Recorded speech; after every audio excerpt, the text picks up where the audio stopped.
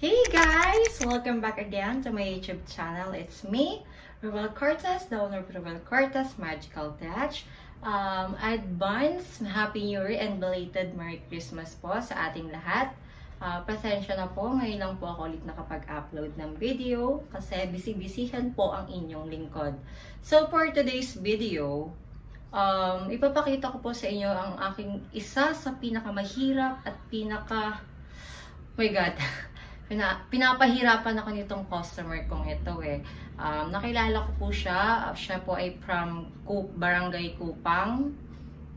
Siya po si Ate Nicole Cassandra Season. 3 years ko na po siyang client. Una ko po siya nakilala 2018.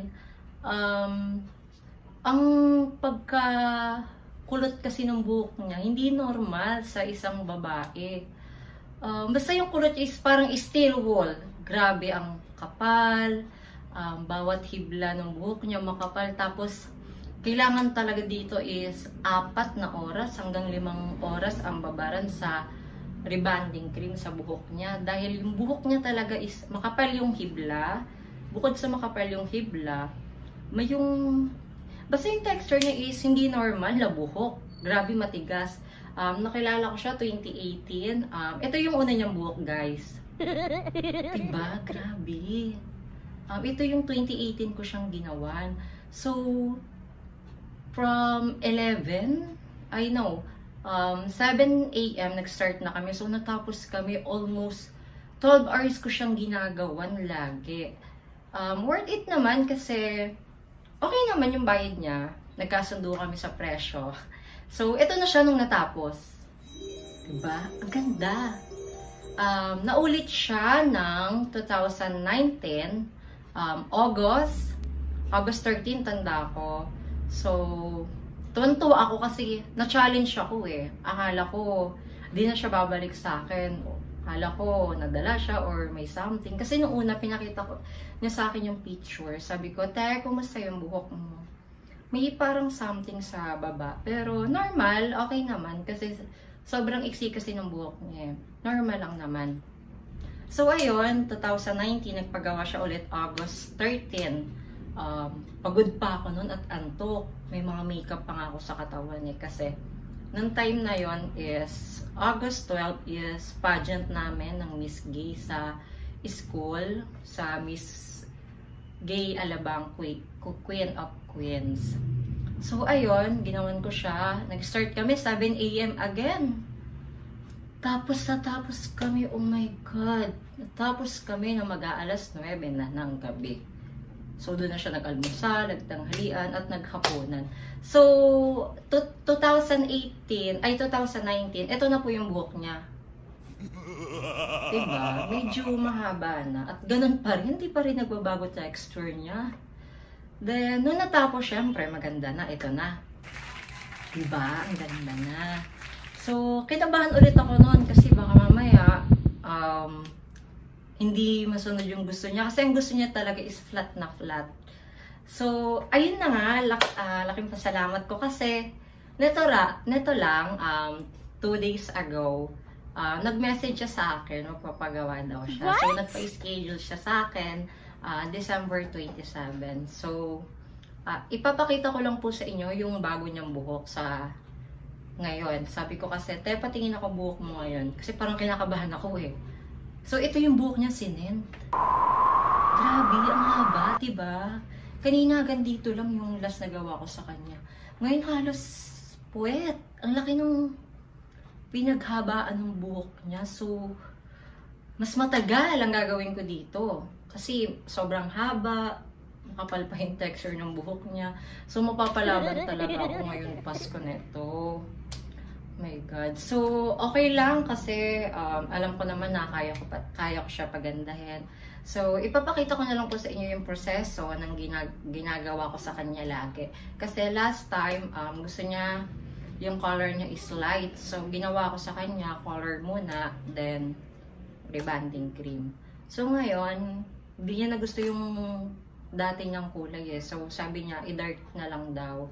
Ayun, i-dark ko siya ngayon. Then, pero rebonding cream muna ang unahin ko sa kanya.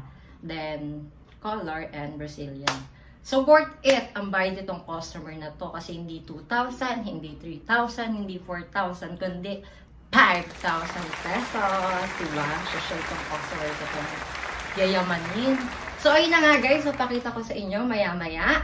Ito na po ang aking proseso para sa gagawin kong Rebond Brazilian color para sa still wall na buhok. See you guys later. Bye-bye! 5 minutes later. Hi guys! I'm back! Ito na po yung tinutukoy ko sa inyong customer ko, si Ate Nicole Cassandra. Ito po yung buhok niya nung tinutukoy ko sa inyo. Oh my God! Di ko alam kung anong oras na naman ako matatapos nito. So, tatanungin ko lang si Ate Nicole about dun sa 2018 na Rebond ko. Kamusta yun, te, sa'yo? Maganda talaga siya kasi talaga na-straight yung buhok ko. Tapos, yung kulay na sunod. Kasi, perfect. Ay, yung 2019 naman, te. Same lang din. So, ano expect mo ngayon? Kasi, mas sumaba. Feel ko mas lalong dry. Anong expect mo mangyayari ngayon? Mas okay. Tapos ibang color. Okay. So, guys, babalikan ko po kayo mamaya. After ko po ito gawan. At syempre, pagtapos magpakita ko rin po sa inyo. See you later, guys. Bye-bye! So guys, ito na po yung buhok ng aking customer. Kung nakikita nyo po, medyo dry na po yung buhok niya kasi almost 18 months ko na ata siyang nagawan ang nakakalipas kasi nagkaroon daw ng lockdown kaya hindi po siya nakapagpagawa nitong September. So, ngayon po, ito na po, ginagawa ko na po ang kanyang buhok. Ina-applyan ko na po siya ng rebonding cream. Ang ginamit ko po sa kanyang rebonding cream ay Verdon na ginger. So, kung makikita nyo po, ina-applyan ko lang po yung pinagtubuan ng kanyang buhok o ang tinatawag na regrowth hair. So, ayun po, hindi ko po sinagad dun sa may kulay kasi magkaiba po ang luto noon. 20 minutes later. Then, after 3 hours po na aking pag-aantay, so, binalikan ko na po yung buhok na hindi ko po nilagay ng gamot na pang-rebond kanina. So, binaba ko lang po yung gamot, sinuklay ko lang po, then spray down water para hindi masyadong dry itong buhok na pinagkulayan niya. So, 30 minutes ko lang po ibababad. Then, after 30 minutes, babanlawan ko na rin po ulit ito. Hindi ko na po siya masyado ibababad dahil mabilis na po ito maluto at masyado na pong treated ang kanyang buhok. So, babalikan ko po kayo mamaya after ng banlaw. 20 minutes later. So, after 3 hours and 30 minutes, nabanlawan ko na rin po ang buhok ng aking customer. So, ngayon po, nagpe-prepare na po ako ng pang-color. Gagamitin ko po sa kanyang shades ay 44.0 na Sakura Hair Color. Ang shades po nitong color na to ay Intense Medium Brown. Gagawin ko po, gagamit po ako ng timbangan. 1:1 po ang timpla para kitang-kita po ang kulay at tama po ang kulay na lalabas dahil gumamit po ako ng timbangan. Sa pamamagitan po nito, talagang pantay ang kulay na lalabas at talagang ma-achieve ang color na gusto ng ating customer dahil 1:1 ang timpla natin. Ibig sabihin, ito po yung tamang pagtitimpla ng hair color at hair oxidant na pangkulay sa buhok ng ating customer. At kung napapansin nyo guys, ito pong tube na nasa harapan ko ay yes po, dalawa po ito para sa aking customer dahil isa po sa sikreto ko para gumaganda ang mga buhok na mga ginagawan ko ay hindi po ako nagtitipid ng gamot o anumang uri ng gamot na ilalagay sa buhok ng aking customer. So this time, dahil medyo may kakapalan ng buhok talaga ng aking customer, kailangan talaga ay 2 tube ang gagamitin ko sa kanya. So, pangalawang tube na po ito. Same shades pa rin po ng pangkulay ito. Gumamit po ulit ako ng timbangan. At ganun pa rin po ang timpla 1:1. At syempre, bago matapos to, ito po, gumamit po ako sa kanya ng oxidant na brand niya ay Simon. So, 6% lang po ang ginamit ko sa kanya. Kasi dark color po yung color na i-color ko sa kanya. So, hindi ko po kailangan ng mataas na oxidant. Although, makapal po yung texture ng buhok niya. Pero, 6% lang po ang gagamitin ko sa kanya para hindi maiwasan humapdi yung kanyang anet or ma-irritate yung kanyang anet. Kasi mahirap na, gamot po ito, mahirap na magka-leche-leche. At syempre, nahalo ko na po ang color na ikukulay ko sa buhok ng aking customer. So ngayon po, kung nakikita nyo, sinection ko po ang buhok niya sa 3 section. Kung napapansin nyo po, roots to end na po yung apply ko. That's enough. Or okay lang po ito dahil same shades naman po talaga ang lalabas at talagang pantay naman po talaga ang color kasi dark color po yung in-apply ko sa aking customer. So after 45 minutes guys, babalawan ko na po ang buhok ng aking customer kasi ito na po yung takdang oras para magbanlaw kami. 5 minutes later. Then, for Brazilian blowout, ang gagamitin ko po ay ang Rebond Vanilla. Favorite scent po ito ng aking mga customer dahil hindi raw po ito masakit sa ilong, hindi raw po masakit sa mata, at mabango raw po ito at nakaka-relax daw ng kanilang pakiramdam. So again, section by section pa rin po ang gagawin ko sa buhok ng aking customer. Kung nakita nyo po, 100% po na tuyong-tuyo ang buhok ng aking customer. Hindi po ako nagtitipid ulit sa gamot, lalong-lalo na sa Brazilian. For me, kailangan lulunurin ko talaga yung buhok ng aking customer. Talagang para sip-sip na sip-sip at nuot na nuot ang gamot ng Brazilian. 2 hours later.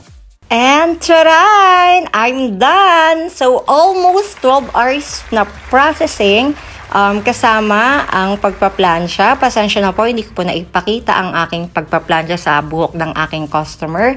So, kitang-kita nyo naman po, madulas, makintab, bouncy ang buhok ng aking customer.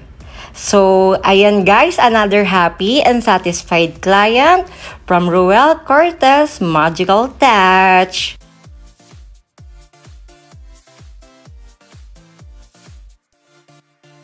Hi guys, time check po tayo is 8 na ng hapon. What? So, nag-start po kami kanina, 8:30, start na po ng oras. Natapos po kami ngayon lang, alas 8.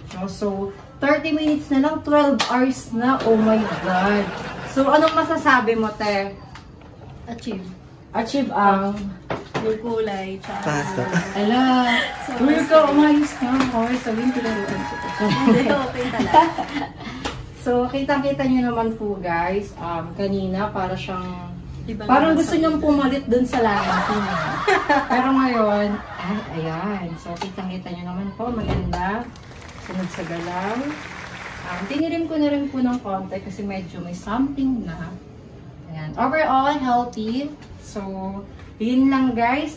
Sana magustuhan nyo po ang aming vlog ni Ate Cassandra Nicole from Barangay Bulit. So, bye-bye guys. See you again next week sa another video ng kaetsusan ng inyong lingkod. Bye-bye!